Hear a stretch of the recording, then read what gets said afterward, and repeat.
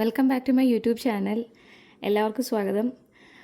പെട്ടെന്ന് തന്നെ നമുക്ക് വീഡിയോയിലേക്ക് പോകാം. തംബ്നെയിൽ കണ്ടതുപോലെ തന്നെ ഏറ്റവും ഇമ്പോർട്ടൻ്റ് ആയിട്ടുള്ള ഒരു ക്രീമിനെ പറ്റി തന്നെയാണ് ഇന്നും നമ്മൾ റിവ്യൂ ചെയ്യുന്നതും ഷെയർ ചെയ്യുന്നതും. അപ്പം കുഞ്ഞുങ്ങളുടെ സ്കിന്ന് വളരെ സോഫ്റ്റും സെൻസിറ്റീവുമാണ്. അതുകൊണ്ട് തന്നെ അതിന് സ്യൂട്ടബിളായിട്ടുള്ള ഒരു ലോഷൻ അല്ലെങ്കിൽ ഒരു ക്രീമോ ഓയിലോ എന്ത് കണ്ടുപിടിക്കുക എന്ന് പറയുന്നതും നമ്മൾ പേരൻസിനെ സംബന്ധിച്ച് ഭയങ്കര ഒരു വെല്ലുവിളിയാണല്ലേ. അപ്പം ഇന്ന് നമ്മൾ റിവ്യൂ ചെയ്യാൻ പോകുന്നത് ഒരുപാട് പേര് അവീനോ ബേബി ഡെയിലി മോയ്സ്ചർ ലോഷനെ പറ്റിയിട്ട് പേര് ഇതുപോലെ സജസ്റ്റ് ചെയ്യുന്നുണ്ട്, നല്ലതാണെന്നൊക്കെ പറഞ്ഞുകൊണ്ട് പറയുന്നുണ്ട്. അപ്പം ഞാൻ എൻ്റെ യൂസ് ചെയ്തിട്ടുള്ള, എൻ്റെ ബേബിക്ക് യൂസ് ചെയ്തിട്ടുള്ള എൻ്റെ പേഴ്സണൽ എക്സ്പീരിയൻസ് ആണ് ഞാൻ നിങ്ങളോട് ഷെയർ ചെയ്യുന്നത്.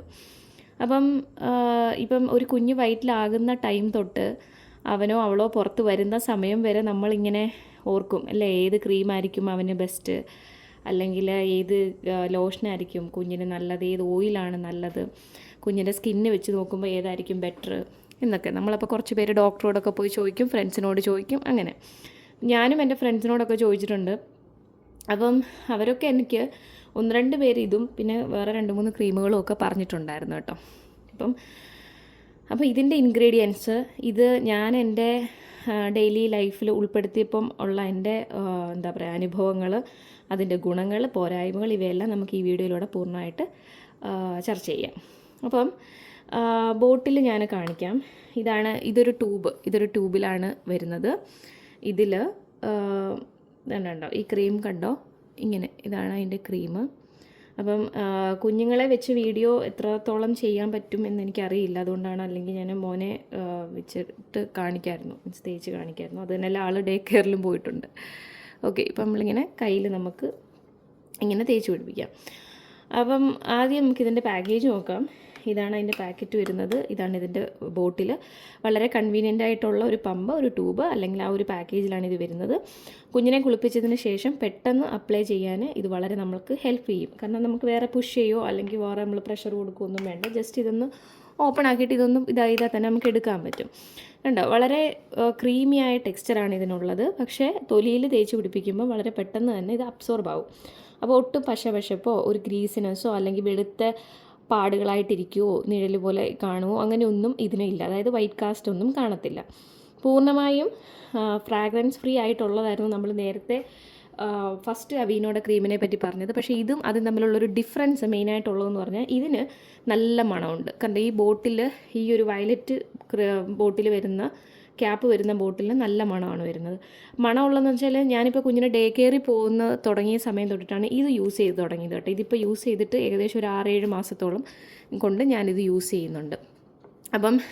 ഇത് ഞാൻ ഡേ കെയറിൽ പോകുന്ന സമയത്ത് പറഞ്ഞാൽ അപ്പോൾ കൊച്ചുങ്ങൾ കുറച്ചും കൂടെ ആൾക്കാരുമായിട്ട് മിങ്കിൾ ചെയ്യുകയും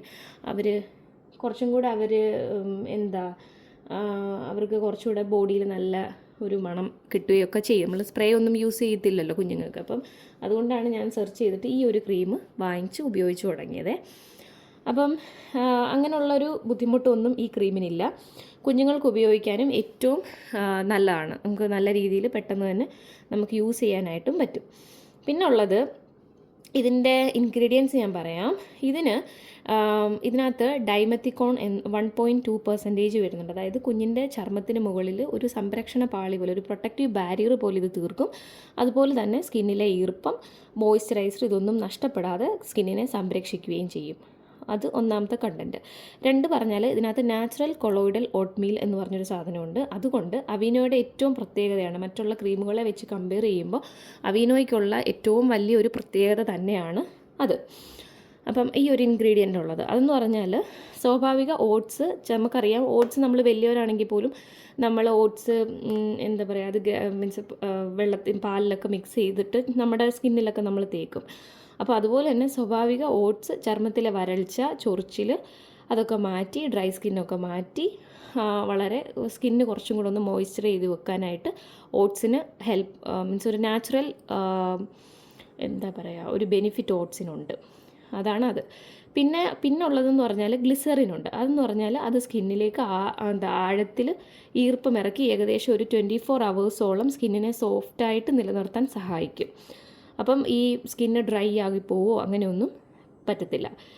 അതാണ് ഏറ്റവും വലിയൊരു കാര്യം. പിന്നെ നമ്മൾ കുഞ്ഞുങ്ങളിൽ ഉപയോഗിക്കുന്ന അല്ലെങ്കിൽ വലിയവർക്ക് ഉപയോഗിക്കുന്ന പ്രോഡക്റ്റ്സ് നമ്മൾ ഏറ്റവും ബെസ്റ്റും ബെറ്ററാണെന്ന് പറയാനുള്ള ഒരു കാരണം ഇപ്പോൾ പാരഫിനോ സൾഫേറ്റോ സ്റ്റിറോയിഡോ ഡൈസോ ഇങ്ങനെയുള്ള സാധനങ്ങളൊന്നുമില്ല എങ്കിൽ നമുക്ക് വളരെ പെർഫെക്റ്റ് ആയിട്ടുള്ള പ്രോഡക്റ്റ് ആണ് എന്ന് തന്നെ പറയാൻ പറ്റും. അപ്പം ഈ പ്രോഡക്റ്റിനകത്ത് അതൊന്നും ഉൾപ്പെടുത്തിയിട്ടില്ല കേട്ടോ. അതുകൊണ്ട് നമുക്ക് നല്ല രീതിയിൽ ഉപയോഗിക്കാം.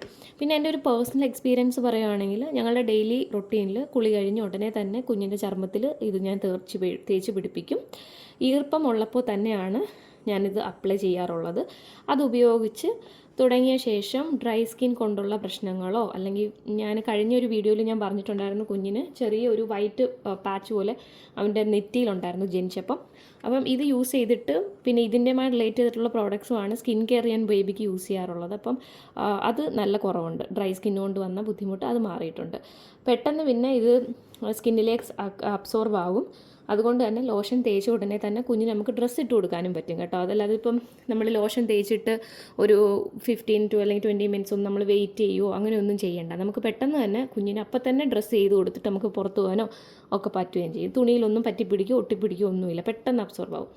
പിന്നെ പ്രത്യേകിച്ച് നമ്മുടെ ഈ എന്താ പറയുക കാലാവസ്ഥ മാറുമ്പോൾ അതുപോലെ തന്നെ തണുപ്പോ ചൂടുള്ള സമയത്തോ ഏത് സ്കിന്നിന് വേണമെങ്കിലും ഏത് ടൈപ്പിൽ വേണമെങ്കിലും നമുക്ക് സ്കിന്ന് നല്ല മൃദുവായിട്ടിരിക്കാൻ ഭയങ്കര സോഫ്റ്റ് ആയിട്ടിരിക്കാൻ നമ്മളിത് ഹെൽപ്പ് ചെയ്യാറുണ്ട് ഈ ഒരു ക്രീം. എൻ്റെ പേഴ്സണൽ എക്സ്പീരിയൻസ് ആണ് ഷെയർ ചെയ്യുന്നത് കേട്ടോ.